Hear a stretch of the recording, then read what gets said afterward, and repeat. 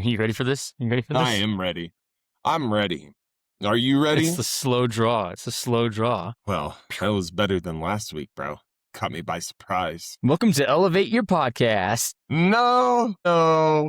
Welcome to Elevate Your Fitness. Welcome to Endless Summit Podcast. There we go. There it is. Come on now. Oh, you gotta Man. have some jokes in between.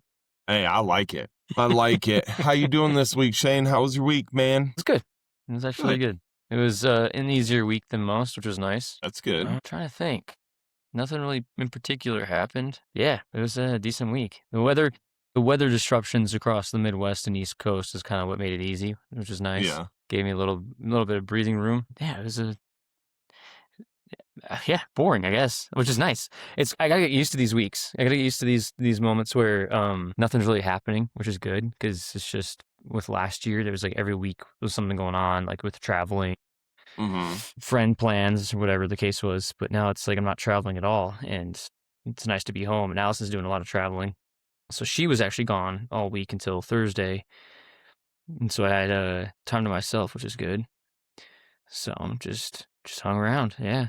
Nothing crazy. You're not used to having a slow week, man. Not really, no. Got a little stir crazy, but I was about to say, you're sitting there like, what do I do? it was weird though, because I was struggling energy wise. Like I had some days where I just did not want to go to the gym, and I was just exhausted and wanted to go to bed early and just had no energy. It wasn't like a motivational or discipline thing. It was just I had no energy. Just like felt like crap. I definitely understand it, man. Yeah. So other than that, yeah, it wasn't bad, and hopefully this next week is the same. Yeah. So still trying to figure out what the hell to do next. We're still planning like France. So that was one thing we did take care of, is getting places for France to stay at while we're in Colmar and Strasbourg, and it's finally kind of feeling good. Like, and luckily it's all good pricing too. It's off season there. I think it's the off season there. It seems like it should be the off season there. Nothing's like overly expensive, so we're finding some good places at a good price, and especially just being a couple weeks out now. So nice. When do you go out there again? The 14th to the 21st, which is something that you and I will be talking about after the episode, is like what to do for that week, because I got some ideas for you. Oh, that's only one recording without you. Yeah, but there's something I wanted to throw. There's an idea I wanted to throw at you in case you wanted to go, do something while I was gone. Okay, I'm down. Sounds good. Yeah, no, that's pretty much my week, man. How was your week?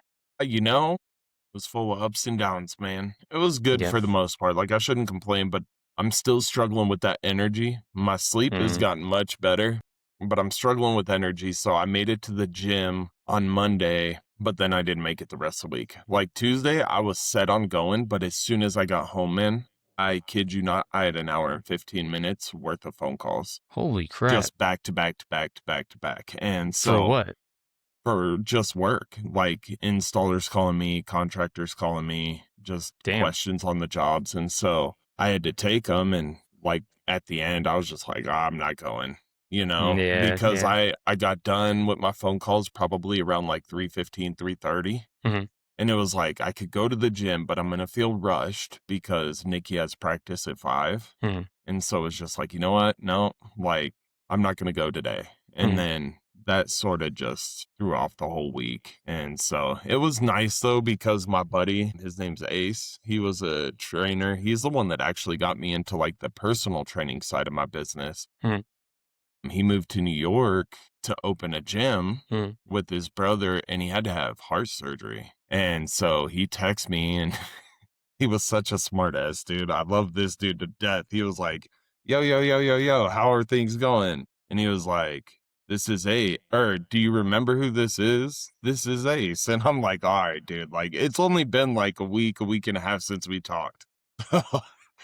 It was just funny. So caught up with him, and it sort of helped because he was like, dude, I haven't been to the gym in a month. I've been struggling, but he's doing well. Like health-wise, he's doing well, but he's missing the gym. And I was like, dude, all right, me and you both. Monday, we're back on it, and we get back to our shit. And he was like, yep. And so it was really cool, and just seeing the progress of his gym was cool. And then outside of that, man, like just busy. Like it was the end of the month, so I had to do all my billing for all my projects and whatnot. And then, we had a game on Monday that was pretty intense. And then we had basketball all week, and then we had a game yesterday. And that was interesting. So just to tell you real quick, Mhm. I don't know if they listen or if they'll ever listen. I have this girl on my team and she's really good, dude.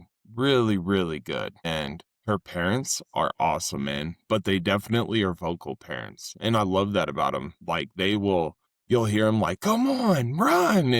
And that's the stuff that I'm okay with, right? Like, Mhm. don't tell them how to play. But if you're like, run, like, I'm cool with that. Mhm. And so they're vocal and they're really nice people, man. And the refs at this age are a little rough. They don't call everything because it's semi-developmental still, and so it's rough. And the parents on both sides, my parents and the other team's parents, were yelling at the refs about calls. Oof. And Bad day I to be them. heard and I felt bad, but I heard our dad say something, and the ref blew his whistle, and he was like, enough. I'm going to tech you guys up if you keep saying stuff to us or whatever. So I walk over, and I'm like, hey, let me handle it. Like, your daughter needs you here to watch the game. If I get thrown out, that's okay, right? I was like, I got your kids. I got your back. Mhm. Me and the other coach will take care of this. And so there wasn't really anything the rest of the game, but after the game, he came up to me, he approached me, and I don't know that he liked that I said something to him. Maybe it's just my view of it, right? But that's what I sort of took from it. And Marquis was right behind me, and she thought the same thing. And I was just trying to communicate to him, like, hey, like, I get, like, you're saying that it was done, but when I heard you, the ref blew the whistle, said he was going to tech you guys. Like, my main concern is making sure that the parents still get to be here to watch their kids and they don't get thrown out of a game. Mhm. I was like, that's just not fun for the kids to watch their parents get thrown out of the game. So I was like, for me, I was like, I'm just looking out for you. I was like, so just know, like, there's no ill intent. There was no nothing. It was just me letting you know, like, hey, I got this. I will say something because I want you to be here. And honestly, I was talking to Marquis after, and I was like, I hope he can respect that because, like, if I get thrown out, I don't get to watch my daughter play. Mhm. But at the same time, like, these girls need a coach, and me and one of the other fathers agreed to co-coach. Mhm. And so it's like, we take the risk of being thrown out as the coaches because we want the parents to be there for their kids. Mhm. And that means that we don't get to watch our kids. So there was a piece in like the back of my head that was like, hey, come on, like, understand this. But again, it's my assumption, right? Like, I didn't know if he was upset about it or Well, if what do I you just say to read it you? wrong. He came up to me and he was like, hey, you don't need to come at me that way. And it was like, I Oh, he didn't checked come you. at you anyway. Yeah. And it was like, I didn't come at you anyway. Like, I just approached you and was like, hey, I got you.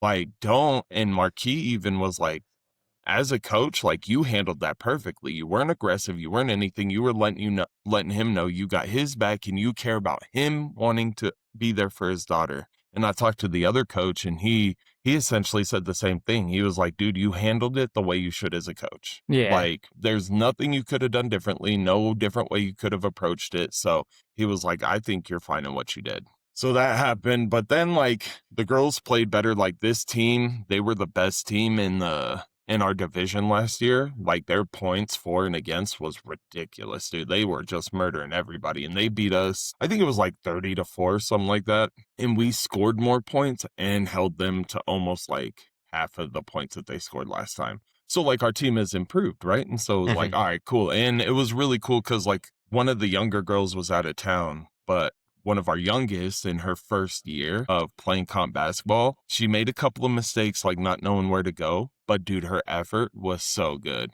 And her big brother helps her a lot with basketball. So he came up to me after the game and he was like, hey, is there anything I can do? And I'm like, don't try to coach her like on how to run plays or how to play defense. I was like, coach her on the spots on the court. I was like, you play basketball, we run a 5 out and we run a 2-3. She needs to know where those spots are in those zones. And I was like, outside of that, just work on like positioning for defense. You know what I mean? So like when she's down in her space, like working on her side to side movement, her lateral movement to be able to cut them off instead of like opening her hips and letting them go and trying to run with them. Like, Mhm. block them, make them back up. Mhm. And so it was really cool because, like, I've been waiting for her to get it because, dude, she's athletic. Mm-hmm. Like, she's ridiculously athletic, but it's like, when is this going to start clicking? And you're finally seeing it click, and it's like, all right, let's go. This Nice. is really cool. Right on. But I forgot to text you. I talked to that guy from OKC, bro. Good. Yeah, right on. We had like an hour-long conversation, and it was really cool. He just told me why he started it. His league's been going up for 4 years, and he sort of did it the way that I did. He found a guy and reached out. And he was like, so I had this mentor that has sort of just helped me through it. He told me how he did it, how he could see me doing it to benefit me. And so we went through all that. We talked about some of his difficulties. And then he asked why I'm so interested in it. And I was like, well, Utah, we're behind everybody. Like, they don't have any route.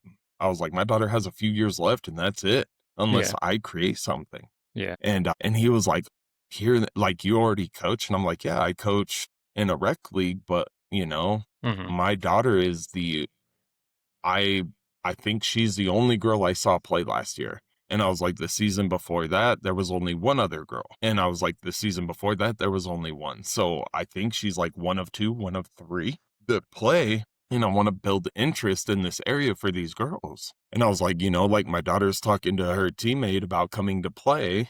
And I was like, so, you know, and he was like, well, with that being said, try to talk to these parents and get, like, build an all girls team. He was like, it may be a little bit rough at first, because he was like, the biggest discrepancy that I had seen, he's like, it's not athleticism at this age. He was like, you won't see a big difference in athleticism until after the boys hit puberty. So like 13, 14, right? And so he was like, they're pretty equal. He was like, the one thing that I've seen girls struggle with that I don't see boys necessarily struggle with is how to throw a football. He was like, you got to have a girl that can throw a football that is going to play quarterback. And I was like, okay. But he was like, you know, I like where you're going, and this is how I did it. But he was like, you might benefit from trying to build like this all girls team, because once people see all these girls playing together and playing against these boys and being able to play against the boys, then you're going to have like these girls, younger, older, everything, that become interested. How do I play? How do I get into this? And he was like, and that's when you start taking all their information. And now he's like, you can build a league from that. And so it was really good conversation, man. His name is Ben. And dude, he was really cool. I was like, dude, I really appreciate you just answering some random guy from like 2,000 miles away. And he was like, dude, he was like, I've been there. He was like, you know, I'm not about gatekeeping information. Like, how do we get these girls playing, and how do we get them to that next level? He was like, I can't do it by myself, you know, like in OKC. He was like, you know, we got to have it all over. And I was like, you know, I appreciate you, man. So that was really cool. No, Yeah. that's awesome. Yeah, that's a pretty awesome conversation you had then. Yeah, it was good, man. Enjoyed it. Sweet. Oh, good for you. That's awesome. Thanks, man. So then, what are the next steps? What are you gonna do that he told you? Just start gaining interest? Yeah, gaining interest. So I'm gonna work on that. What I'm gonna try to do is I'm going to run this flag football camp that I was telling you about before we went live. For boys and girls. But then I think after that, maybe during flag season or right after, I'm going to run an all girls camp. See what we can get. You know, even if it's only five girls that are interested, we'll run it, and then start there. Yeah, start from somewhere. And so it'll be a free camp to girls in the area to start trying flag football. And then I'd probably do another one or two more free camps to just get them in there. And then he was like, incentivize. He was like, if they bring friends, they get a free t-shirt type of thing. And I was like, okay, so I'll implement something like that until we have, you know, a big enough group, or a big enough group to where it's like, all right, I got to start charging for these camps. Then I start charging for the camps, but still bringing them in. That way, by the time fall gets here, maybe I don't have enough to start my league like I wanted to, but I've built visibility to it, right? And so now maybe I can have like that all girls team that we were talking about, and we can take that next step, you know, maybe in the spring or something like that, or next fall. You know, it doesn't have to happen right now. I'm not pushing it. I'm just trying to ease people into it, because I know one other parent, maybe two, that have like girls that would maybe play flag football. And so I'm just trying to build awareness to it. Like I'm talking to parents in my basketball team, like I'm going to be trying to do this, like if your kid's interested in trying a new sport. And so just doing that and we'll see what Cool. happens. Yeah, Yeah. right on, dude. Awesome. Yeah. So it'll be good. We'll see. I feel good about it. Like Yeah. I know football, like football's my thing, man. Yeah. So I feel a little bit better when it comes to that. You know what I mean? Yeah. Yeah. And like my kids' camps, like that's where I do better.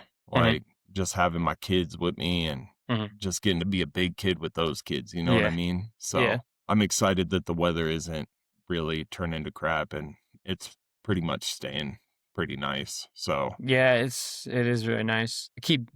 I'm saying bummed about it. I want it to be colder, but for whatever reason, I want it to be colder. I want more snow, just for a little bit. yeah, But it has been really nice out lately. yeah, I Right get on. it. Like logically, right? Like we could use more snow. We're gonna be in a drought this Yeah. year. Yeah. Even though our last 2 years have been amazing, we're Yeah. gonna be in a we're gonna be in a drought this year, and that sucks, but I don't know, Welcome to man. Utah, baby. Just being old. This is It's like this is Utah, man. I know. Yeah, with it not being as cold as it is, like it has been nice. Yeah, but fuck, this is Utah. yep. Utah in its finest. The freaking hit or miss winters. Hey, facts, dude. But I mean, it's gonna help you out for sure this year if you can start sooner with the training and take opportunity when the nice weather is coming. Yeah, for So that's sure. good. And that's what I wanna do. I wanna get these kids back into these camps and stuff like that, Yeah. and get them moving and get them out there with me, so we'll Sweet, see. dude. Hell Yeah, yeah. Right it'll on. be good, man. Good.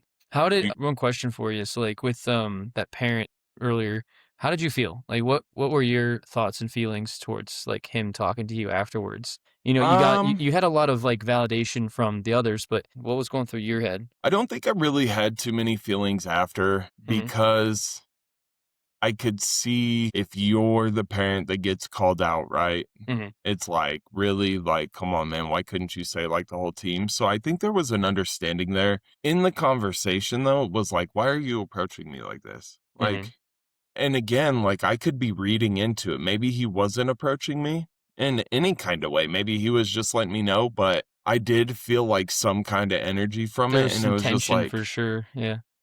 and for me, I think it was just like I was like, "What?" Mhm. Because Getting back from it, yeah. yeah, It was a little bit of a because shock. yeah, because like at the end of the day, like I said, I am the one. Like I yelled at the refs straight up, dude. Like when they weren't making calls, I started yelling at the refs after this Mhm. because it was like I gotta raise my voice so they don't have as much of a voice, meaning the Right. Right. parents, right? Right. Because I want them to be there. So when this happened, it was just sort of like, dude, like if I get kicked out, I don't get to watch my daughter, and that's me trying to stick up and be Well, vocal for. take away the kick out part. So like don't imagine like the kick out is the end all be all. Like in the emotional sense, like think about how he was feeling if he had to feel some type of way to come up to you after the game, right? So Yeah, like him coming from not from like what he was feeling earlier towards the refs, he was then channeling towards you. Because if he had a problem with the refs, he would have talked to the refs. But then he went and talked to you afterwards. And I think all I'm trying to say is like, yeah, you were doing you were doing your best to like reassure him that he didn't need to speak up to the refs on like basically your behalf because you were yelling at them already. You were talking like you were putting yourself out there and risking that chance of you getting that tech to get kicked out. But I think he went from being a parent and having that emotion to embarrassment. I think he was embarrassed that you would talk to maybe. him. That's all I'm saying. So that's what I'm trying to get to is like the root of it is that he no longer cared about getting kicked out. It wasn't that was like kind of coming at him. It was the embarrassment that you had confronted him about his emotions that he was feeling in the moment. And Yeah, you had checked him in that time and you were being respectful for it, it sounds like. And you're always a respectful person when you call somebody out. I can't imagine you were just like chewing him out for being a parent and like yelling at the refs. So you did it as respectfully as possible from your end. That's when you got validation from your wife and the other coach. I think that he came and checked you back because the embarrassment he felt as a dad, one, and then as a spectator, two, with the emotions he was feeling. Um, I'm just kind of showing another, or I wanted to show you like another perspective of like it's not the kick out part. It's the he was embarrassed by what you did in front of all the other parents that were there. Because, like, maybe, 3 or 4 other parents around him heard you confront him about how he was feeling, but he had to make sure to kind of level back with you of, like, if you're going to have that conversation with me again, pull me aside or something. Mm-hmm. And that's where, yeah, I think you're definitely spot on with, like, how you're feeling. There's tension. There's him, like, kind of telling you as a person. I think he kind of, like, took the coach hat off of you and just wanted to tell you, like, man to man, like, I didn't appreciate, I don't know what he said word for word, but he just didn't seem to appreciate the confrontation Well, of being called out, and with that being said, like, there's a time and a place, and guess what? Like, during a game, I Yeah, can't pull you that's to the side. So, exactly. like, Yeah, and that is the time and his place. unfortunately, any Yeah. parent, not just him, if it was Yeah. anybody else, like, I'm gonna do the same thing Right. Yeah. in front of everybody because Yeah. guess what? Like, my job is to coach those kids. I don't have time to pull you to the side. Right. Right. Right. Right. Yeah. Like, my I'm job is them, not Yeah, you. You know yeah, what I mean? yeah, So, yeah, and it's a bit of an ego check for him. yeah, and I think with that, like, I didn't really have any emotions towards it. It was sort of just like surprise, right? Like, Yeah, what? Why? yeah, yeah, Okay. Like, I told my wife after we left because she was just talking to me about it. I was like, mhm, yo, I'm only talking about this because like you're wanting to talk about it, but I don't really have any feelings towards it. mm, Like, I'm good, mhm, like I wasn't mad, I wasn't angry, mhm, I wasn't sad, I wasn't anything mhm, like that. So yeah, it was just shock, right? mhm. Like, now I gotta have this conversation. Okay, well, here we go. Yeah, Like, I guess this is part of being the coach, right? yeah, yeah. I mean, there's worse conversations to have with parents, to be honest. There definitely is, man. Like, hopefully these parents don't listen to this and be like, this guy. I But can edit. I was planning on editing all no, this stuff out. it's This is like, okay. yeah, Honestly, don't edit it out. Like, keep it in because this is us talking about being coaches. And hopefully they can understand that, like, I'm being respectful. I'm not saying who their name is. I'm not yeah, yeah, yeah. calling them out. I'm not bad mouthing them. I'm not doing anything like that. I'm Right. just talking about situations that Yeah, we face as coaches. exactly. But, like, it's funny that you say that because it's been this week. It's been a week. So Monday, we had a game, and a parent had reached out because they were upset about playing time with their Yeah, you had the same thing last week too. yeah, so they were upset with playing time with their kid. So after our game, I went over and I talked to the kid's dad, and we sort of were talking about it, and for the most part, it went really well. There was a part where I was just talking to him about the benefit of being on the team and being there, even though they're not playing, being on that team and watching the game to learn. Because their concern was like, well, if they're not going to play, if they're not at that skill level yet, we should take them away. They can practice with the team, but we just won't come to the games. And it's like, no, like, don't do that. Like, that's going to be more of a disservice to your child than it will a Mhm, benefit because there are some coaches out there that think like, no, your kid has to show resilience, right? They have to continue to work to earn that playing time. mhm, And honestly, that's not what it is for her. It's just the fact that she is the youngest and the smallest out of everybody that's played. And so it's like she's never played comp basketball before, club basketball. So it's a huge learning curve for her, but she's making progress. But when we put her out there, right? It's like when you put a kid into chaos, they're not learning from chaos. They're stressed and they might be happy that they were in the game, but now are they happy with their performance? Are they happy with what they did? Or are they being harder on themselves because of what happened when they were in the game, right? And so I tried to explain that to him. And I tried to explain the fact that, like, because he was like, coach, like, if the game was close, I would get having her out. Like, I would never expect her to be in a game if we're trying to win a game and it's really close, but we were being blown out. And I'm like, right. And I was like, in this time that we were being blown out, we had 0 points. And I was like, what does that tell our kids if we leave the game with no points on the board? I was like, I have to coach from a perspective of like, okay, we're going to lose, but let's get some points on the board to build our confidence because then it shows like, hey, this team was really good. They played really hard, but we still scored. We were still able to do some things right. And then I explained to him because he was like, they need playing time to get better. And I'm like, no, you don't. You actually don't. How good you play in a game. And I know this from books I've read and the research that I've done. You playing in the game, yes, it delivers like some experience, right? But to be able to handle that you have to practice, you have to play, and you can't be put in there before you're ready. I mean, if we take it to a much larger scale, right? Like these kids that come out of college into the NFL, when they're thrown right into it, how many of them burn out and end up not doing anything? When they're not given the time to develop to the game speed, practice, you know what I'm saying? Like watch the film, do these things. It takes time to get there. There are some people you can throw right into the fire and they will find a way to just put that fire out. But that's not majority of people. Mm-hmm. That's a very small percentage of people. So what you learn at practice and paying attention at practice makes you ready to deal with that chaos. Mm-hmm. And so you have to really focus on this part before you can focus on this part. Mm-hmm. Because if we get you into this part, that's where everything can fall apart. Especially at this age, because like if you put them in, right, they get discouraged, they get down on themselves, it's not fun, and then they don't want to play anymore. But that's what you're asking me to do as a parent. Mm-hmm.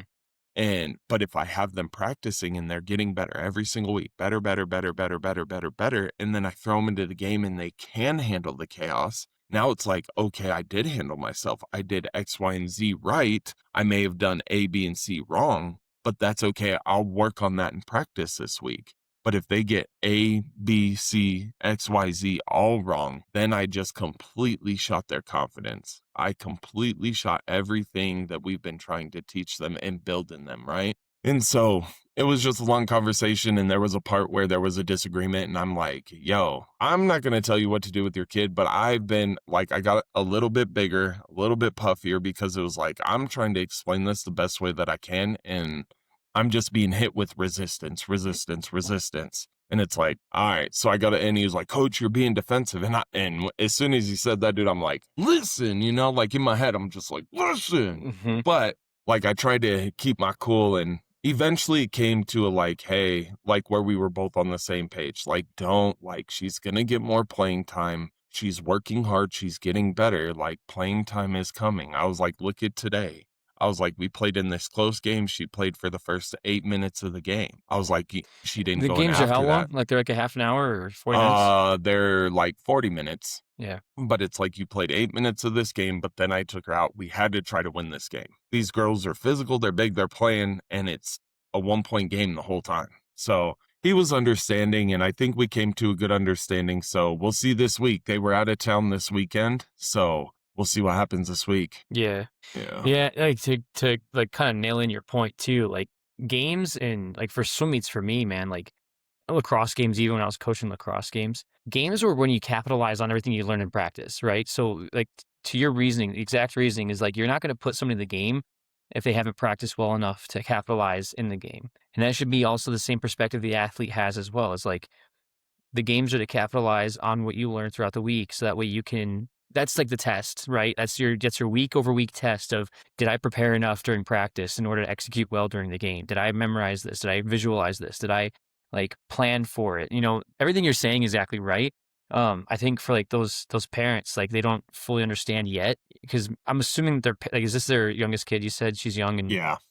I don't know if the other kids are in sports or not, but if they are, maybe that's where they're assuming, because the other two kids that are in sports maybe did better than their third or however many fourth. And maybe they're thinking that she's supposed to be at the same level that they're at, and she's just not getting there. And that's why they're like, well, let's just take her out now before she is more miserable. But I don't know, if she's not having the same conversations with you as a coach, if she's having with the parents, that'd be one thing. Is like, I doubt they're trying to pull her because she's telling them that she wants to quit. You know what I mean? Like, she's not. She said they told me that she was discouraged. Like, came Right. from her mouth. She was a little upset because she didn't get a lot of playing time. Yeah, you can feel discouragement, but that's not the same thing as quitting, right? Yeah, like, I'm gonna feel I discouraged agree. in some areas, but that means I'm not gonna quit on like what I'm doing. Yeah. It just sucks in the moment because it feels like that time was wasted or whatever, the reasoning is. But Yeah, I think when you hear it from her mouth first that she wants to quit, then you keep fighting for her to stay on the team to say no, this is what's right for her, and she'll grow to get used to this. Because again, to your point too, is the resilience that coaches look for when they're in high school or even before high school level. As she gets at the middle school level, they're looking for that camaraderie, that team, and the sportsmanship, being a team member, making sure that they're there to support the team, and like continuously preparing for that moment whenever that moment comes. There's Mm-hmm. always going to be bench riders. Every team has bench riders. Those bench riders are not any less of a team member than the ones that are actually Nope. playing, right? And Yeah. that's where you can tell the parents, look at the professionals. Look at who rides the bench. Find somebody who's on the bench like more consistently than not, or even high school or college teams, and Yeah. you'll see that those guys contribute just as much as far as like energy level, support, making sure that they're in the team meetings. They're doing their due diligence on being a team member. That's the same example that she can set for her team as Well, well. and they're Yeah. responsible for pushing the starters, right? Like, who do Yeah. they play against in practice? Yeah. So, Yeah. and that's like, I'm totally with you on that because I don't think she's going to, because she started so young, Hmm. I don't think she'll be one of those bench rider kids. Right. But with it being her very first year and her playing up a grade Hmm. against kids that are probably fourth, fifth grade, Yeah. like and It's you're a tough. third grader, like Yeah. that's hard. That is. You She's know, fighting an like uphill battle for sure. So that's my what makes more sense with the discouragement. my fifth grader is probably like 2 feet taller than her, bro. Yeah. Like that's what we're putting her into. And like it sort of So sucks why is she in that bracket then? Why isn't she not in a more because girls basketball isn't that big at this age. Oh, okay, so she's just filling the space because Yeah. yeah, I got you. And so Okay. like essentially like out here in Harriman, right? Like there isn't multiple basketball teams. Like there's our basketball team and that's it. Like Mhm. Riverton has more girls, right? Mhm. So, but I don't know if they have third graders. And like one of my players left. I think she's a third grader too. She played last year with us. She was a second grader playing with third graders. So yeah, Wow. she was a second grader. She was feisty and good. Dude, she's playing with fifth graders this year just so Really? she can play because they don't have any other teams. Oh gosh. So that's what it really is there's not a huge pool of girls playing basketball competitively at this age. And I don't feel like there's a lot of people recruiting people Yeah. either. So like for Yeah. me, right? Like I've sort of set my sights on this year. I'm going to try to reach out to like if I see parents that have kids that play basketball or something like, hey, bring them here. Bring them here. Try to have them play, like do skills training, do these things so they can play at this higher level because junior jazz, like it teaches you the very basics, but you can't steal the ball. You can only guard your wristband. Like it's not real. Hmm. And so like it's a great introduction for like kindergarten, first grade, second grade, maybe even third grade if your kid needs more. Mm. But like after that, you should be getting into like what Nikki and these other girls are doing, which is like club, bantam, comp Mhm. type of basketball. Mhm. If they really like it and they really want to get better at it, Mhm. that's the route to go. Yeah. So we'll see. Yeah. All right, doing everything right. Yeah. It is a bummer that she's that young and that small because of her being that age, like, and the way it's set up, you know? But dude, She's not being set up to fail by any means. It's no, just it is difficult. she That's yeah. she is honestly being set up to succeed because she's being forced into a situation to play with people that are And bigger and better than her. that's where you have that in your back pocket to tell the parents too of, "Hey, you're just give it 2 more years. Wait till she's in 5th grade and Yeah. she'll be kicking everybody's butts." Like, Just wait that's until yeah. next year. Yeah. Like, cause her and unless they play him up again, like they won't be on the same team as us next year Yeah. because Nikki's gonna age out of the division that she's in. So we'll be in like a fourth, fifth, or a fifth, sixth division next year. So it's like, just give it time. Like I'm telling you, it'll work. And she's gonna benefit because all the girls that come that didn't play, Yeah. she's already played. Yeah. Like she knows. Yeah. So we'll see. I love how you did this though, because this like really translates into what we're going to talk about today. Yeah. That's what I was about to talk about too. I was thinking about that when we were talking about it. I was like, he did this on purpose. Nah, this is just you just happened to help set it up, man. You delivered the pitch and I just hit it. There we go. Teamwork, man, makes the dream work. Exactly. But yeah, man. So just some coaching stuff. That's what we're signing up for. That's right. It is. Cool. All right. So, what we're doing now is we have some scenarios that we're gonna talk through. We're not gonna do all 10 of them, but I'm gonna pick and choose Let's do 3 with the Okay. time we've got left. Looks like we got about 20 minutes. So we'll do 3, maybe I 4. really like number 2, by the way. Yeah, I was thinking number 2. And then I was thinking about for you, actually number 4 worked out kind of with how we're talking about parents. Yeah, no, we got some good questions here. We So do. let's start with number 2 then. Since you like number 2, let's start with number 2. Because number 1 was like, I like it, but we don't talk about number 1 right now. So let's go to 2. Do you Okay. So the burned out high performer. So the scenario is a client trains hard, eats clean, checks all the boxes, but they're mentally fried and starting to resent the grind. So how would you respond? So those tension points, we don't have to talk about those tension points after the question, but the tension points we'll talk about after we respond to this question. So would you like me to go first, or do you want to go first and take this one on? Yo, I would love to hit this one for an athlete. Go for it. I would like to hear your opinion on this with maybe like let's hit this in 2 different scenarios, right? Like I'll do like a youth or a young Mm-hmm. adult that, is training for sports or whatever. Mm-hmm. But maybe you handle like a young adult or an adult that's like just handling life. So like when we're talking about trains hard, maybe they are training for the gym, they eat clean and all this stuff because it plays a part in every single part of their life, right? But they're training or they're going to school Mm-hmm. or they're doing these things to get better in their job or in their education Mm-hmm. and they're starting to get burnt out. Like how would you help them out of being burnt out to continue on that grind? Mm-hmm. So, there's a few things that come to mind. If they're coming to me trying to figure out some like easy solutions to me would be, what's your why? It goes back to the why. Mm-hmm. What's your why for the grind? Why are you putting yourself through the stress? Why are you sticking to this discipline? Let's go to the foundation again. Start with the basics and go to the foundation of apparently this is worth it to you. You're getting burned out because you're not seeing the results you want to see yet. Like the immediate gratification isn't kicking off, and that's okay. Like there's some delayed gratification steps we need to take. So let's get to the why, and then let's get to the small goals of, okay, what's going to be a good week for you? What goals can we set week over week where the grind is no longer feeling like a grind, but you're actually accomplishing something or feeling like you're accomplishing something? The amount of hours, time spent. Is there a test you can take at the end of the week for yourself? Is there something that can give us some data points here to show that you're improving? Even if it's on a micro level, you're improving. And then the last thing is just setting time aside to do something creative, like an outlet, right? You got to have an Mm-hmm. outlet or a release. You got to have some sort of change up to kind of shift break your mind from that grind mindset and go into this fresh, like creative space or resting space too. It doesn't have to be something that your mind is constantly working on. It can go to something where you just zone out, go watch Mm-hmm. a movie or go for a walk. Like I've been actually reading a lot about this lately of just walks in general, just how good they are for you throughout the day and how many people should be taking walks just to kind of clear their head and then be outside and enjoy the sunshine. But just kind of resetting yourself, and hopefully in that way you're a little bit more refreshed to get back into that grind. You make that a routine. When that becomes a routine, then you have that release, then you're like, okay, I can keep doing this, I can keep doing this. But there gets to a point though too, is like, if it depends on what you're trying to accomplish, say those are my generalized steps. I'd say that first. So those 3 things that I just mentioned, those would be generalized steps, and try to decrease the burnout, try to decrease the grind, right? Yep. The strain. There's then additional questions that I would be asking this individual. So this grind that you're doing, all right? How do you check yourself to make sure that you're doing it correctly? Right? What Right. if you're doing the same thing over and over again? It's the definition of insanity.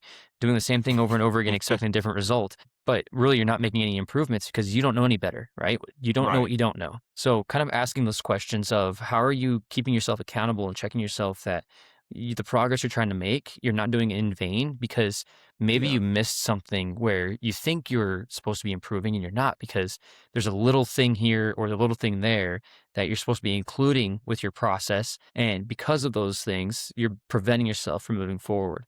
Right. So it's all about learning. So like, what are you learning now? What's going to be help you out to make this grind worth it in the end, other than your why? Like making sure your process is in place, your steps are taken, and that you're not just mulling over these details, expecting that something's going to work out eventually, when honestly you're just digging a hole deeper and deeper for yourself with no escape. That'd be my response to that, because Okay.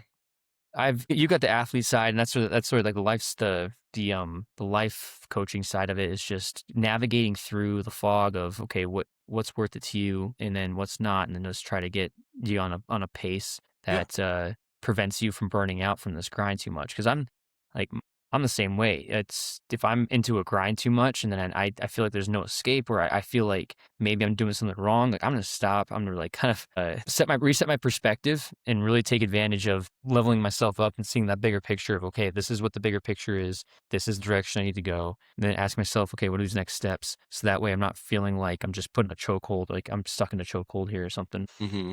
Anyway, yeah, like No, I'm interested to hear what your athletic advice is, because I've been through this as an athlete. Like I know yep. like what my personal experience is, but I want to hear what you would suggest. No, and I appreciate it, dude. I just thought it'd be really good. You're closer to that life coach side than I am right now. So, like, we were able to tag team this. That's why I asked to break it down that way. Yeah, no, But it's great. while you were doing that, I was taking some notes, just like reviewing the question and sort of thinking about it, right? Hmm. And I think I've seen this in myself. I've seen it in my kid. And so this one you've probably heard me talk a little bit about. But I think when I first approached this athlete, this kid, this teenager, however old they are, I'd handle it pretty much the same, maybe just with different wording, right? Hmm.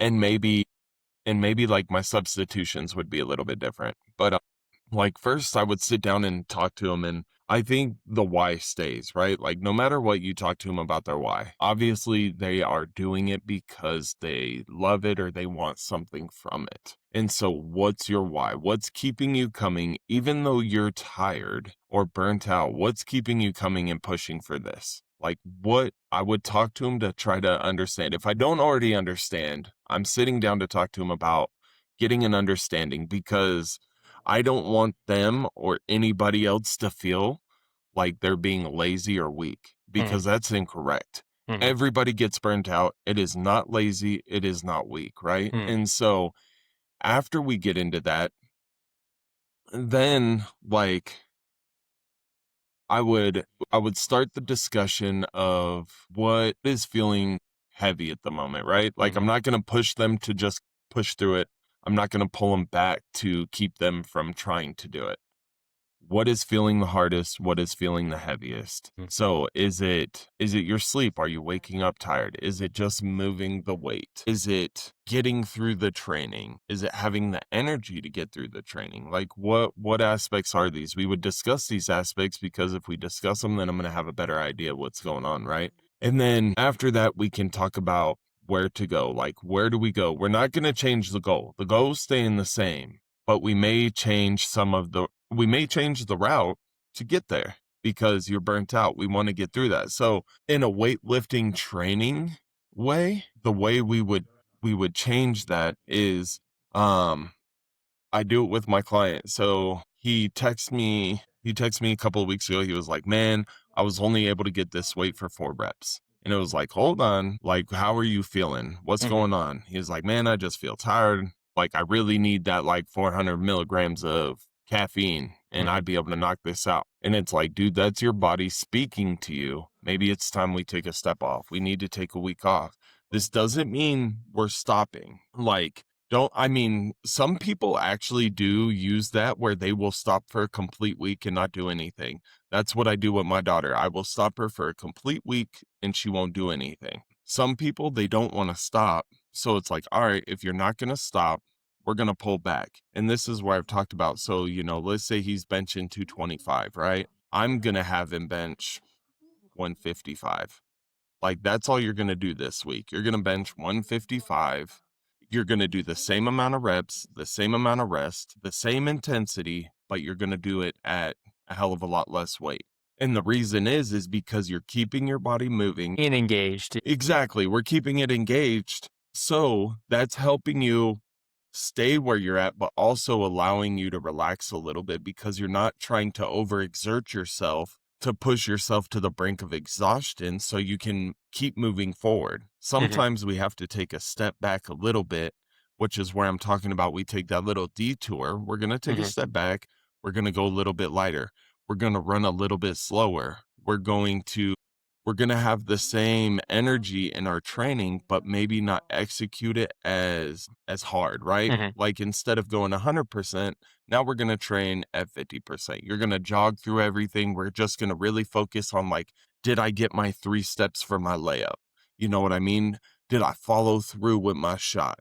You know what I mean? Like, how's my lateral movement? Are my feet staying square and my shoulder width apart and playing big, right? Like, we're going to focus on those little things because those aren't as draining. And we're not draining as much energy by cutting it back and doing it at 50%. Mm-hmm. So you can stay moving and keep moving and you're not just completely stopping. Like I said, some people need a complete stop. I know for my daughter, there are times where she needs a complete stop or she will get burnt out. She's like, Mm-hmm. I don't want to go to basketball. I don't want to do anything. And so for her, and I think it's an age thing because for her, like, I don't need to push her through that. Like, how much is she really going to lose in a week, right? And so I know for Nikki, this is just easy because I know her why. She loves basketball. That is her why. She loves it. She has so much fun. She loves basketball. So it's like, I know her why. And it's like, all right, we're going to take this break because if we don't, your why is going to disappear. You're going to Mm-hmm. hate basketball because you feel like you just have to constantly do it. You never can stop. You got to keep going, going, going, going, going. That's not correct. So we take that week off, and during that week, she'll talk about basketball.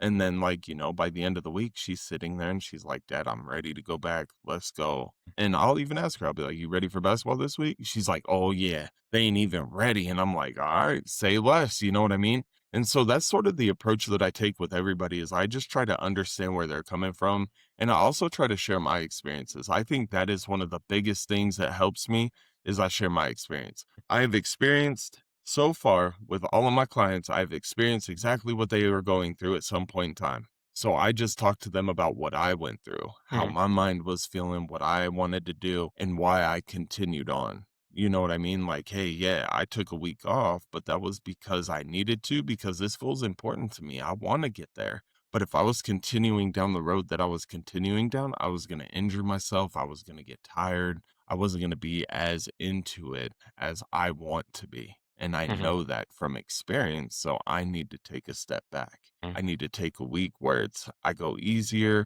I need to get more sleep. I need Mm-hmm. to eat a little bit better, whatever it Mm-hmm. may be. There's a lot that goes into it with athletes. You know what I mean? Like, are you eating like trash? Hey, how can we clean up this diet? All right, instead of eating McDonald's twice a week, do it once a week. That's a Mm-hmm. start, right? Your body's going to feel better, less processed foods in it. Mm-hmm. And so I think that's just the main thing for me is I want their feedback so I know exactly what they're going through. Mm-hmm. When I know exactly what they're going through, it helps me understand how we can proceed forward. Mm-hmm. Do we need to take a week off? Do we just need to reroute and go a little bit easier? Do we just need to have a conversation? Sometimes it's just, I need to talk about this because I am feeling like this sucks. I'm not making the progress that I thought I would. I'm not reaching the goals I thought I was. And it's like, time out, man. Everybody's goals, they don't all come the same. They all look different, and that's okay. Yours are coming. Nobody's outworking you. You know what I mean? So, Yeah, to kind of there's a second scenario here that actually ties into what your response is going to. So it's the plateau, the almost there plateau. I'm gonna jump to this scenario because you're kind of alluding to it right now. Is when someone has made real progress but can't seem to cross the final threshold. This is number 6, by the way. I was about to say, which one is this? Yeah, it's number 6. So someone has made real progress but can't seem to cross the final threshold physically or mentally. And you're kind of hitting those tension points right now. I also want to kind of bring up with like athletes and people in general is the conversations that need to be had when they do plateau or they get to a point where they're like, I can't seem to like accomplish those goals that I'm trying to achieve. Mm-hmm. And um, I like that. There's several ways to go about this. Honestly, there's only 2 ways that people should go about this though, because there's a lot of roundabout ways to have these conversations. If you're afraid of confrontation, then yeah, you're going to have a lot of roundabout ways to allude to the final conversation you're supposed to have with the individual. But it's Right. like you basically got to confront the person in a very coachable way. You're not confronting them in any aggression whatsoever. It's more of the, hey, we have to have this conversation because you're complaining about X, Y, and Z not happening for you. Well, I'm seeing why ABC is preventing you from getting the X, Y, and Z results. The ABC is here is that you're not putting the time in, you're not putting the effort in, you're not doing the nutritional plan that we put in place. Those are Mm-hmm. the confrontational conversations that you can have. Same thing with like a life coach aspect of it. You're asking those confrontational questions. What do you think you could do better at? What do Yep. you think is holding yourself back? That What is do you like some of the do you most think powerful questions, bro. Right, yeah, and it has to be open-ended, of course, like, I think open-ended questions are so hard for me because I wanna narrow it down to what the specific, like, thing is that's preventing somebody from moving forward, and I already know what that thing is, and I want them to, like, realize the same, but I have to keep it open-ended. Okay, so throughout your week, what do you think is, your routine that's preventing you from achieving what you want to achieve? Is there anything that comes to mind, right? As far as plateauing and like having those moments where yeah, the athlete is just like, I'm struggling, I just can't do what I need to do. Like I've been there as an athlete and it sucks. And what you were just mentioning earlier is a great point of like understanding where the athlete's at so that you can react to what they're feeling and like understanding Hmm. like how to coach them in that way. Here's a why that I love is that there's a lot of athletes out there who are like, I love being with the team. I just love playing, right? That's my why. My why is being around all my buddies or teammates and being in that environment. That's the reason why I keep showing up day to day. That kind of gives and in this case, like my coach gave had a little bit of freedom because I love swimming. I love being a part of the team. I was plateauing every freaking year and I couldn't understand why. And so my coach would she would pull me out of my event, whatever event I was swimming that year, put me in a new one, give me a change up. Because I just wanted to swim. I didn't care about being the best at the moment of like, well, I wanted, sorry, let me back that up. I wanted to be the best swimmer but there wasn't one stroke that I was particularly tied to make me the best swimmer. I just wanted to be Hmm. the best all around. And so my coach was like, all right, let's try this different stroke. So I did all of like every stroke you could think of except for breaststroke. Breaststroke, I swam backwards. I didn't swim forwards, swam backwards. That was terrible. I couldn't do breaststroke to save my life. And she put me, yeah, fly, back, free. And I excelled in each one of those. Every time she changed it up, did better.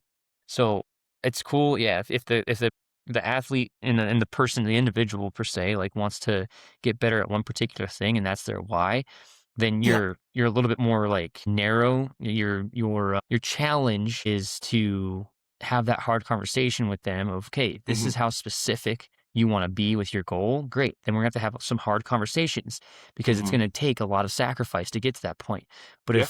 if their plateau is for other reasons that are more broad, then you have a lot of wiggle room to give them some options and say, "Hey, let's try this approach, or let's try this approach." I think that's the fun thing about coaching and like meeting people with where they're at is like you said is once you understand like where they want to go and where they're at now and like who they want to be and so on and so forth. If you're able to work with people who have very broad expectations, then you can give them a plethora of options and then you just see which ones they choose. But if you have somebody who's already narrowed it down to one specific thing, then that's where you have to start asking those harder questions of, okay, you really want this. Mm. Look at, so and so in the same arena as you and look at what they're doing. What do you think that like what sacrifices do you think you need to make in order to achieve this same outcome? Those are the hard truth breaking questions essentially of like, are they really in it or are they just saying they're in it, Yeah. just for whatever reason it is, I there's a agree. there's a lot of people who just talk about it and don't do shit.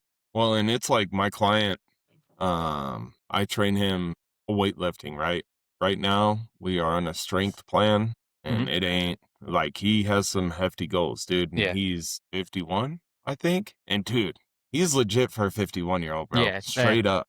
But we've been stuck. He has some shoulder issues Mhm, that we've been working through, and his first goal was to bench 225. mhm, He's repping 225 right now. mhm, But when he got there, he was like, all right, so what's the plan? And I'm sitting there thinking about myself, right? And how I did it. And I'm like, so this is the plan. I was like, if everything runs accordingly, I was like, we're going to get through every single set at the max reps at this weight. And then we're going to up the weight. And he was like, so I'll be at this number by then. So now his goal is he's moved that goalpost, right? So he's like, let's go for 315. And I'm like, say less, dude, let's do it. And I was like, we're going to get you there. He's plateaued at 225. He has really good moments and then he has really bad moments. mhm, mhm. And I shouldn't say bad moments because he still does really well. Well, He everybody has just ups and doesn't get downs, yeah. I guess when I say bad, I mean he's not meeting his expectations, Yeah, right? And so yeah, it's like, fuck, I want him to that's meet his tough. expectations. Right. So, like, my thing has been, honestly, I think it's more of his mind. I think it's more of everybody's mind when they hit a plateau. And maybe that's just me being ignorant, but that is my belief. I think there is a physical aspect to it, right? But like it tends to be a lot of mental because you're like, shit, like I only got this time. I can't do it. Like, why is this so hard? Why am I struggling? And it's like, all right, time out. Like, we need to reframe like how you're thinking, because if you're going to doubt yourself, you're never going to pass, or it's going to take you forever to pass. We have to reframe your mind to where like, I got this. It's Mhm. okay that I'm in this moment, Mhm. but next time, not this moment. I'm going to kick its ass. I'm going to make it my bitch, whatever. Right. And Yeah. so like, that's what I've been working with him on this, is because he's plateaued a little bit. And so we talked about a couple of things that I've noticed, right? I'm like, hey, like for one, you're breathing. When you first start, you're not breathing. And he's like, yeah, I am. And I'm like, no, you're not. No, you're not. Yeah. I was like, no, you're not. Cause I was like, when you get to your fourth rep, now you're like, and I was like, and Mhm. it moves better. I was like, you Mhm. have to breathe that way the whole time. I was Mhm. like, from start to finish. So we're working on his breathing. And then the other thing I'm telling him is like, don't get in your head. Mhm. Like, even if you have a bad set, don't get in your head. That's done. That's over with. Put it to the side. You have to go into it like, I'm I'm going to get this. I Mhm. got this. I know I can do it. Mhm. Because when you have that belief in yourself, I'm telling you, man, your mind is fucking powerful, dude. Once you can tell yourself that you can do this and you believe it, you're gonna do it and it's gonna come. It's the spotter, what's it called? The spotter. I keep calling it like the spotter scenario in my head, but it's like the belief that you need a spotter in order to lift the weight, and that like when the spotter comes underneath to help you, you think they're helping you and they're not. It's like that Yeah. visualization of like they're seeing their hands under the bar and just guiding, like they're not even touching the bar, but just seeing their hands and then seeing the movement of them lifting up the bar as you're pushing, that you think, oh, wow, a lot of weight has been taken off, and this is so easy going up now. And they haven't Hmm. even touched the bar yet, I did right? that Like with a kid. yeah, yeah. That's what you're. I remember you telling that story a little bit ago too. Like Yeah, it was like a he was month able to ago. rack it. Yeah. So I literally had two fingers on it under it, and he's sitting there thinking I'm lifting it, and I'm like, dude, like you maybe got 5% because I just had my fingers here making sure you didn't drop it. Because it's if I felt it go down, I grab it and I go.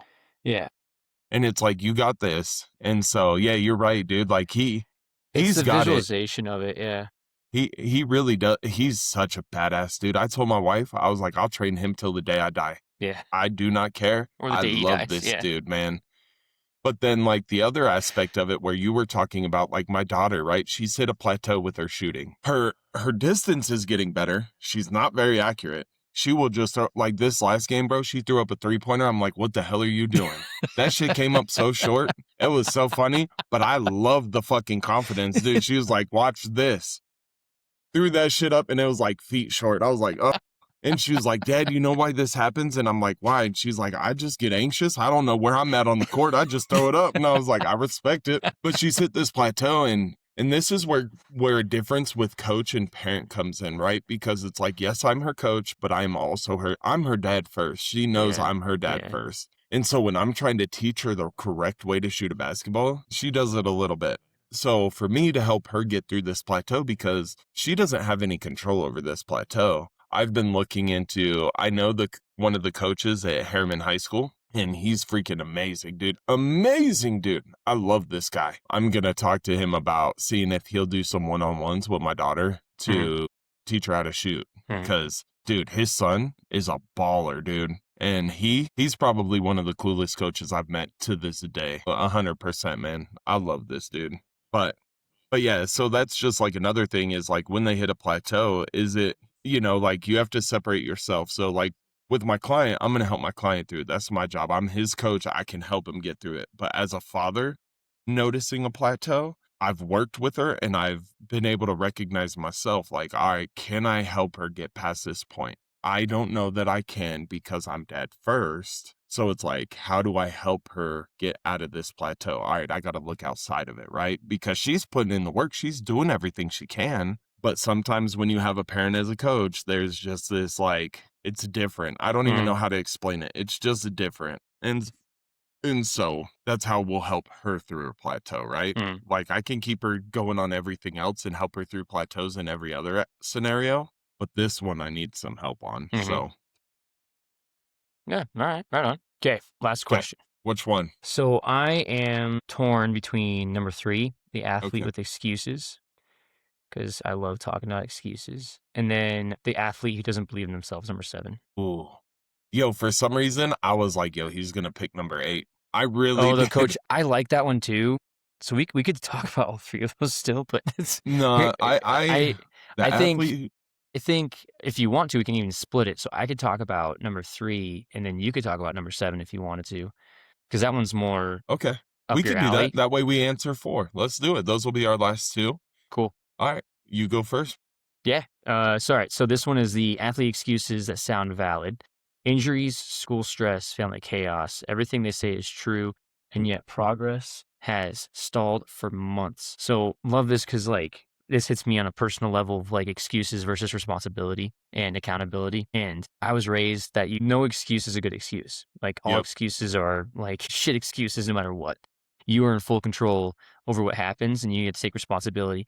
Although there are things that are out of your control that happen like to you, but still you got to take responsibility and say, yeah, all right, I got to prepare better next time for these things that might happen, to impact me in this way. So I had a lot of I'm going to call them kids now. They're not kids anymore. They're all in their late 30s, but all these, even like late 30s at this point. I had a lot of guys that I coached in college that had excuses for everything. And it is just whatever they could think of, they wanted to have that as an excuse for missing practices, for missing workouts, for not eating as healthy as they could, for the attitude, or whatever the case is. And at the time, like I didn't buy into it. And at the time, I didn't give a shit. I was like, I'm here for you guys. And if you're not going to show up for yourselves, that's on you. Like your excuses are your excuses. I'm here to coach. That's all I care about. I want to make you guys better. I'm glad you're here. I'm going to give you credit for that. Like you showed up. Perfect. All right. You're giving me your excuses. I'll listen to the first like 5 minutes. Then after that, I don't give a fuck. We're going to go to work. Like that's my idea. Like that's where my coaching mindset was. And there was a lot of camaraderie built in that moment too, or I guess like trust built in that moment. It's like you can give me excuses and I know you're trying your best to get beyond what those excuses are, whatever's preventing you from giving your best. I'm going to trust that you're going to be able to work it out. And I'm going to Mm-hmm. be here to help with any sort of support you may need. All right. It's like I left that door open for everybody. It started to irk me when it became a joke. So the first few times I gave him the benefit of the doubt. And then after I started hearing about like just the sarcasm in the voice or the enthusiasm, lack of enthusiasm, like, okay, you're fucking with me.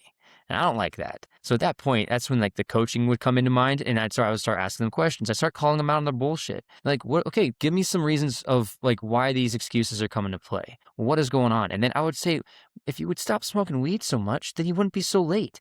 If you weren't being so careless about certain shit, then you wouldn't be like unprepared for this. If you cared more about your team than yourself, then you'd be more of a team player and people would respect you. Like it got to a point where I can call them out to their bullshit and it'd be effective. And yet I wouldn't want to like embarrass them. I'm not going to like, there would be times of shit talking where it was appropriate. And if they're like, if they can a give and take, perfect. Then I'm going to call them out and be real with them in that moment. And they'll be like, oh yeah, okay, thanks. I respect you calling me out like that. Thank you. And I'll do the same thing. If they called me out as a coach and like wanted to hold me more accountable, great. Yeah. Okay. Hold me more accountable. But for the excuses and that mentality, I want to nip it in the bud so fast because again, it's a team environment. One person with excuses, they may think, oh, it's just me impacting my own life. You're impacting 20 other players that want to play. And if you're a starter or you want to be a starter, then you're setting the example if you are a starter that you can get away with the shit when you're not supposed to get away with it. Because it was a club team, so it wasn't Mm-hmm. like they were on scholarship or anything. But we Yeah. wanted to hold them to a higher standard. So I would always try to remind them, guys, just because this is club does not mean that the expectations are any different. Yes, you are paying to play, so get your fucking money out of it. Like, don't just pay the $1,800 a semester for these like fees and then just like try to play hooky the entire time because it's a waste of $1,800. What are you doing here in the first place? Yeah. And then the other aspect of it that was just on top of my mind, and now I had 2 things in mind. It was the excuses for the team and themselves, and just the expectations.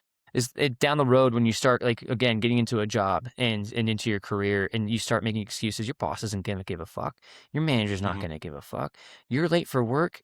don't be late again. Like, again, my dad raised me. You're 15 minutes early, you're on time. If you're on time, you're late. If you're late, you're fired. Like, you're gone. That or good donuts. If he was merciful that day, he want you to get donuts and return those back to the shop, and then you're okay again.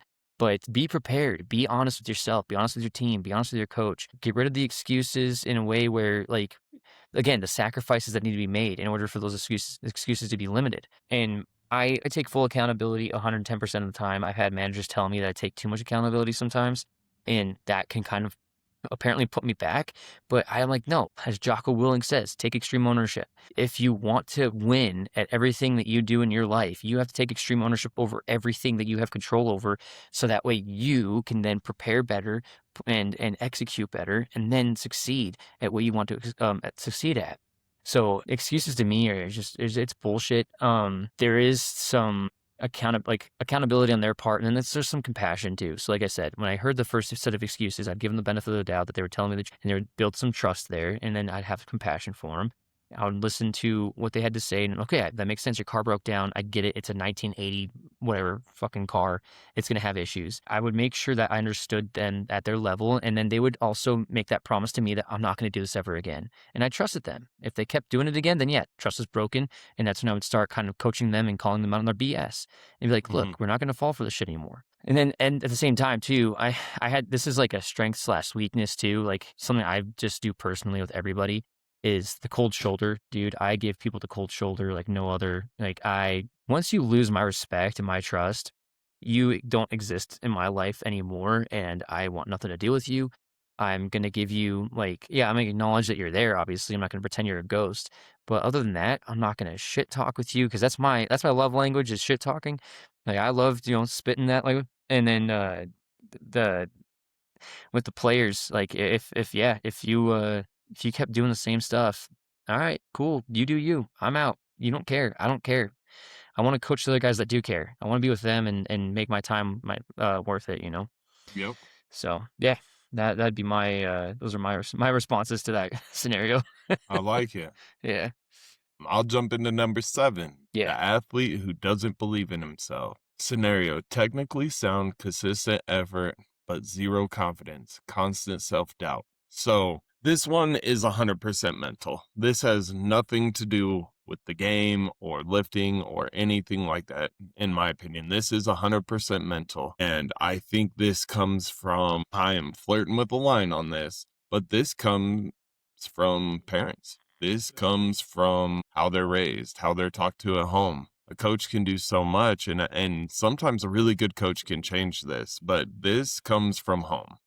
And so the way I try to combat this is, no matter what, when they're with me, we're pointing out the positives. You don't so much point out the negatives. Like, they already know, like, if they are technically sound, consistent effort, but zero confidence and consistent self-doubt, they know what they're doing wrong.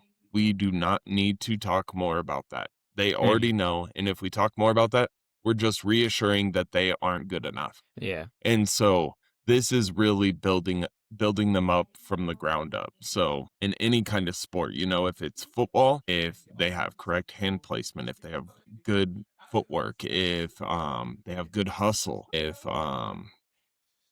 they're pushing their teammates, you know what I mean? Like in basketball, if you have good footwork, if you have a good shot, if you have good energy, if you have good hustle, you're not giving up on a play. Like, you point out all of those positives. Like, to be honest with me, you gave me such an easy one, because, like, legitimately it is all mental. So you have to start pointing out the positives, because once you start pointing out the positives and they constantly are hearing about these positives and that you believe in them, so, like, when you're pointing out these positives, you're like, see, this is good. Keep doing this. You got this. Like, this is what's going to take you to the next level, the next level, the next level. Once you keep reassuring them that these are good, they're going to start believing in themselves. And then once they see that somebody is believing in them, it's almost a little bit easier to believe in yourself. Some people need that. And I think with this, it's that simple. Like, you just got to build on that and keep pushing them forward. But at the same time, like, your biggest thing with this person is to just build them up with everything that they're doing right. and believe in them, because if they see you believing in them, they're going to start to believe in themselves. And if they see you confident in the things that they're doing, they're going to become confident in those things. So I think it's that simple. I think if you're having that issue with any athlete or anybody that you see, try that. I promise you it'll work. It'll change their mind. I do it with my daughter all the time. Shane froze on us. Shane left us. See, we tried to come here so you guys could get both of our faces on the screen at the same time, and then it freezes. He just texted me, LOL freeze. Sorry guys. This dude's making me laugh. But I hope, today we went through quite a few things. I hope this was helpful to you guys, and I think that it's going to help moving forward. And as far as last week's thought, I was telling you guys that we are going to, or that I was going to work on my girls flag league, and I made the phone call. I just did some research. I was looking into things. I joined a group on Facebook that's about like just girls flag football all over the United States. Just reading through some of the posts, just trying to get some knowledge and ideas. So outside of that, I think we're good. I hope you guys have a great week, and we'll see you next week. All right. Bye.